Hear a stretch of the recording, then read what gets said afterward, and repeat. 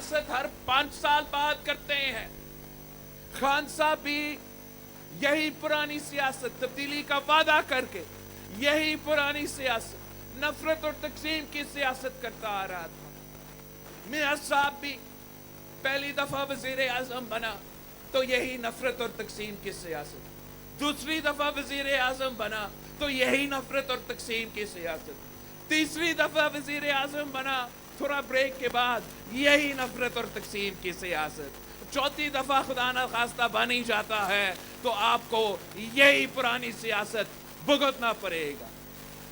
میں ان تمام پرانے سیاستدان کو کہنا چاہ رہا ہوں کہ آپ پاکستان کے عوام کے ساتھ اس طریقے سے نہ کھیلے، اس ملک کی معیشت کے ساتھ اس طریقے سے نہ کھیلے. خان صاحب نے اس ملک کے نوجوانوں کو امید دلایا تھا کہ میں تبدیلی لے کر آؤں، لیکن جب وہ وزیر اعظم بنا تو وہ صرف اور صرف یو ٹرن کا سیاست کرتا تھا. میاں صاحب نے وعدہ کیا کہ وہ ایک ریکنسیلیشن کا چارٹر آف ڈیموکریسی کے مطابق سیاست کرے گا، وہ ووٹ کا عزت کروائے گا. میں آج آپ سے پوچھتا ہوں، کیا وہ نون لیگ والے ووٹ کا عزت کر رہے ہیں؟ خان صاحب کہتا تھا کہ میں ان سب کو جیل میں ڈالوں گا. خان صاحب کہتا تھا کہ یہ بھی چور ہے، وہ بھی چور ہے، یہ بھی چور ہے. جو خان صاحب کے ساتھ تھا وہ تو فرشتے، جو خان صاحب کے مخالف تھے وہ تو چور.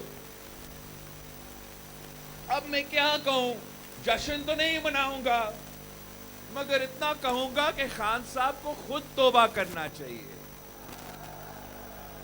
خان صاحب کو احساس ہونا چاہیے اور میاں صاحب کے احساس ہونا چاہیے کہ آپ کو مکافات عمل کو اسی دنیا میں دیکھنا پڑے گا. پہلے میاں صاحب نے اپنے دور الحکومت میں جس طریقے سے شہید محترمہ بینظیر بھٹو کے خلاف، بھٹو کی بیٹی کے خلاف جعلی کیسز بنائے تھے، سیاسی انتقام کرتا تھا. مکافات عمل یہ تھا کہ میاں صاحب کو خود اپنے بیٹی کے ساتھ اسی قسم کا انتقام کی سیاست دیکھنا پڑا.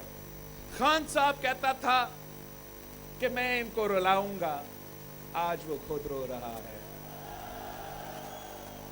خان صاحب نے تو حد کر دی، وہ تو سیاسی مخالفین کے بیٹیوں کو، سیاسی مخالفین کے بہنوں کو گرفتار کر رہا تھا. ہم کہتے رہے کہ یہ سیاست نہیں ہوتا، اپنا سیاسی مخالف کے گھر کے عورتوں کے پیچھے پڑنا، یہ پاکستان کی سیاست نہیں ہے.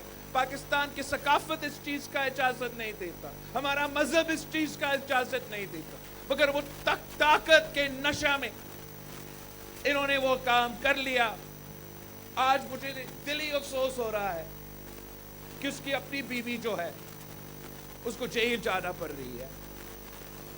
یہ اب خان صاحب کو بھی خود وہی مکافات عمل کو دیکھنا پڑ رہا ہے. مگر سوال یہ ہے کہ ہم کب تک یہ دیکھتے رہیں گے؟ کیا اگر آپ 8 فروری کو مجھے اپنا وزیر اعظم منتخب کریں گے تو ایسے نہ ہو کہ یہی روایتی سیاست کرے. میرا آپ سے تو وعدہ ہے کہ میں اگر آپ کا وزیر اعظم بنتا ہوں تو میں ٹروتھ اور ریکنسیلیشن بناؤں گا، اور اس ٹروتھ اور ریکنسیلیشن کا کام یہ ہوگا کہ پاکستان کی تاریخ میں جو ناانصافیاں ہوئے ہیں اس پہ آپ غور کریں، تاکہ پاکستان میں ایک ریکنسیلیشن کا پروسیس شروع ہو جائے، تاکہ ہم اپنے سیاسی مخالفین، سیاستدان، سیاسی جماعتیں، سیاسی قوتیں، یہ سب تمام طے کرے کہ ہم نے سیاست کو سیاست ہی رکھنا ہے، سیاست کو ذاتی دشمنی میں تبدیل نہیں کرنے دینا. اس کا نقصان آپ کا صرف سیاسی مخالفین کو نہیں، اس کا نقصان मुल्क का होता है, इसका नुकसान मुल्क के अवाम को भुगतना पड़ता है, इसका नुकसान मुल्क की मईशत का होता है।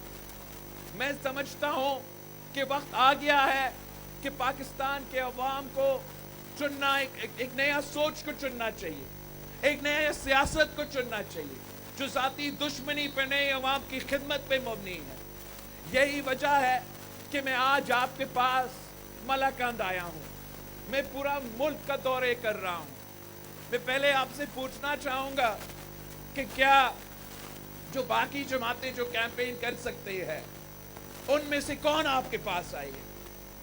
क्या मियां साहब जो चौथी बार वजीर आजम बनने का ख्वाब देख रहा है, क्या मियां साहब आपके पास आया है आपकी वोट मांगने के लिए?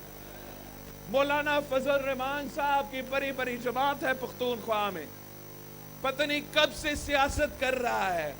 क्या मौलाना साहब आपके पास आया है आपका वोट मांगने के लिए?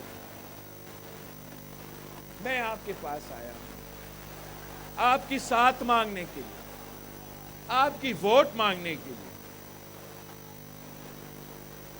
मैं इनकी तरह नहीं हूं, मैं दाएं बाएं नहीं देखता, मैं अवाम की तरफ देखता हूं, मैं अवाम पे एतमाद करता हूं। कायदे अवाम ने हमें यह सिखाया कि ताकत का सरचश्मा अवाम है, ताकत का सरचश्मा अवाम है, ताकत का सरचश्मा अवाम है। यही वजह है कि मैंने अपना इंतखाबी मुहिम इसी पख्तूनख्वा से शुरू किया, जहां लोग कहते थे कि सर्दी था, जहां लोग कहते थे कि दहशतगर्दी के वाक़ये थे। मैंने तमाम सियासी जमातों, एक तरफ जितने पार्टी के कन्वेंशंस मैंने इस सूबे में किए, जितने मैंने पीपल्स पार्टी के जलसे इस सूबे में किए, कोई और मुकाबला नहीं कर सकता।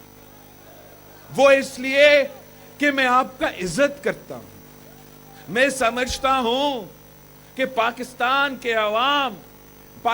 के अवाम ही के पास ये हक है कि वो फैसला करे कि उनका वजीर आजम कौन बने, हुकूमत कौन करे।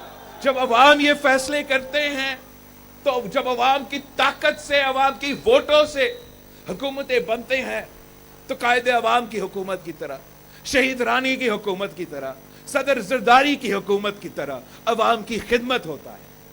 जब किसी और तरीके से हुकूमत बनते हैं, चाहे वो खान साहब का हुकूमत हो, चाहे वो मियां साहब का हुकूमत हो, तो उनका काम तो हो जाता है, अवाम का काम रह जाता है। ये इन्होंने साबित कर दिया। आपको याद है खान साहब कहता था कि मैं 50 लाख घर बना के दूंगा। कितने घर बना के दी? 2 करोड़ नौकरियां देना था मुल्क भर में, उल्टा लोगों से रोजगार छीना था। तो इस तरीके से जब लोग हुकूमत में आते हैं किसी और की वजह से, तो उनकी तरफ ही देखते हैं, अवाम को भूल जाते हैं। यही वजह है कि आज पाकिस्तान में मुआशी बहरान है, हमारा मुआशरे में बहरान है। एक बार फिर वही दहशतगर्द जिनको आपने शिकस्त दिलवाए थे, जिनको खैबर पख्तूनख्वा के अवाम ने, जिनको खैबर पख्तूनख्वा के पुलिस ने, जिनको खैबर पख्तूनख्वा के फौज ने, वही दहशतगर्द जिनको इन्होंने शिकस्त दिलवाई, एक बार फिर उनका सर उठ रहा है। हमारे पूरे मुआशरे में एक ऐसा तकसीम पैदा हुआ है, एक ऐसा बहरान पैदा हुआ है, यही रवायती नफरत और तकसीम की सियासत की वजह से। मैं पाकिस्तान के अवाम से अपील करता हूं कि 8 फरवरी को आपने सोच समझ के अपना वोट का इस्तेमाल करना। एक ही तरीका है कि ये चौथी बार वाला साजिश, ये पुराने सियासत पे मबनी साजिश, ये नफरत और तकसीम की सियासत की साजिश को अगर आपने रोकना है, अगर आप चाहते हो कि मियां मोहम्मद नवाज शरीफ साहब आपका चौथी बार वजीर आजम ना बने, तो फिर इस सूबे के अवाम को, इस मुल्क के अवाम को ये जानना पड़ेगा कि एक ही निशान है जो उनका रास्ता रोक सकता है। एक ही निशान। आप हमारे शक्ल पसंद करें या ना करें, मैदान में हम हैं और वो है। हम ही वो जमात है जो शेर का रास्ता रोक सकते हैं, जो शेर का शिकार करवा सकते हैं और अवाम को इंसाफ दिलवा सकते हैं। हम ही वो जमात है जिनके पास एक पूरा का पूरा मंसूबा है। बाकी जमातों से पूछे, आप तब्दीली वाले से पूछे कि तब्दीली लाने के लिए क्या मंशूर है आपके पास। आप मियां साहिबान से पूछे कि चौथी बार आप बनने चाह रहे हो, करना क्या चाहते हो, जवाब नहीं होता। आप मौलाना से पूछते हो, वो कहते हैं कि किताब पे थप्पा लगा है, आप जन्नत चले जाएंगे। मैं इलेक्शन इसलिए लड़ रहा हूं, अपनी जाती मुफाद के लिए नहीं, अपनी जाती अनाग की वजह से नहीं, किसी जाती दुश्मनी की वजह से मैं इलेक्शन नहीं लड़ रहा। मैं इलेक्शन इसलिए लड़ रहा हूं, इसलिए मैं समझता हूं कि हमारा पाकिस्तान, आपका पाकिस्तान, मेरा पाकिस्तान खतरा में है। जिस तारीखी मुआशी बहरान से हम गुजर रहे हैं, पाकिस्तान की तारीख में ऐसे बहरान से हम नहीं गुजर चुके। ये इसकी बोझ पाकिस्तान के अवाम भुगत रहे हैं। तारीखी महंगाई, तारीखी बेरोजगारी, तारीखी गुर्बत का सामना आपको करना पड़ रहा है इनकी पुरानी सियासत की वजह से। वही दहशतगर्द जिनको आपने शिकस्त दिलवाए, वो एक बार फिर अपना सर उठा रहे हैं इनकी पुरानी सियासत की वजह से। ये किस किस्म की सियासत है, ये किस किस्म की हुक्मरानी है। अब दुनिया में एक मिसाल मुझे उठा के दे जहां कोई मुल्क, कोई कौम अपना दुश्मन को शिकस्त दिलवा दे। दहशतगर्दों को हमने पाटा से, फाटा से निकाल दिया, खून की कुर्बानी दे के आपने इनको शिकस्त दिलवाई।